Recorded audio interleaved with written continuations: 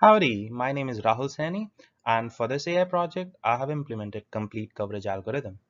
Now, for many of you who have implemented this algorithm, you might have realized that the Goodrich-Lynn paper do not go into many of the implementation details for this. So the two broad points that they have mentioned is to identify an M cross N rectangular box that encapsulates all the non-zero probability points, and then to traverse that box using a lawnmower pattern. So what I have done is that I've first of all identified that box, and then I'm using two different kind of paths. So in the first path, I'm traversing that box column by column, and in the second path, I'm traversing that box row by row. And the third path is basically a greedy kind of an algorithm where I have lined up the probabilities in decreasing order, and the UAV traverses from one the highest probability, then second highest, and so on.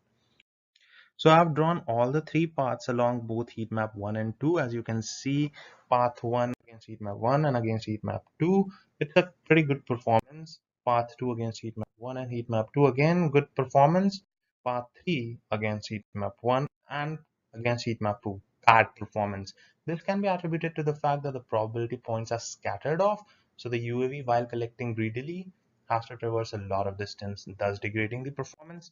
So this is the superimposition of the paths. You can see that the path 1 clearly wins in heat map 1, while in heat map 2, path 1 and path 2 are kind of mirror images. Path 3 is definitely bad. This further is strengthened by this efficiency time matrix. Path 1 is winning here in heat map 1. Path 3 has a very bad efficiency. Path 2 and 1 in heat map 2 have kind of similar uh, efficiencies. Let's discuss about the algorithm. Is this an AI search? I would say yes, it is. It's an informed search. The heuristic is the available probability heat map, and path 1 and 2 are using that heuristic to prune off certain grid points, the grid points with zero probability. Path 3 is an informed greedy best first, which is self-explanatory. The implementation of this algorithm in the paper, as described in slide 1, is not very detailed. It's abstract.